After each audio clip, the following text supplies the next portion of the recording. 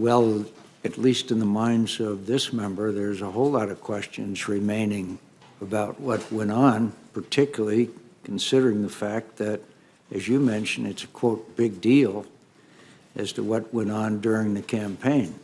So I'm glad you concluded that part of the investigation, but I think that the American people have a whole lot of questions out there, particularly since you just emphasized the role that Russia played. And obviously, she was a candidate for president at the time, so she was clearly involved in this whole situation where fake news, as you just described it, big deal, took place. You're going to have to help me out here. In other words, we're complete the investigation of anything that former Secretary Clinton had to do with the campaign is over and we don't have to worry about it anymore?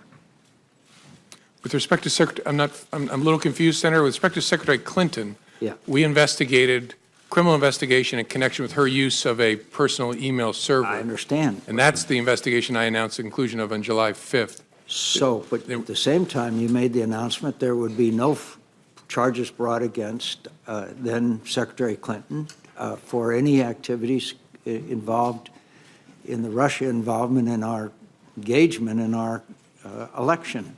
I don't quite understand how you could be done with that, but not done with the whole investigation of their attempt to affect the outcome of our election. No, I'm sorry. We're not, at least when I left, when I was fired on May the 9th, there was still an open, active investigation to understand the Russian efforts and whether any Americans work with them. But you reached the conclusion that there was no reason to bring charges against Secretary Clinton. So you reached a conclusion.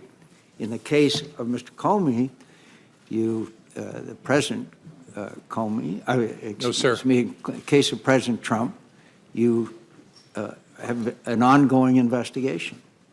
So you got one candidate who you're done with and another candidate that you have a long way to go. Is that correct?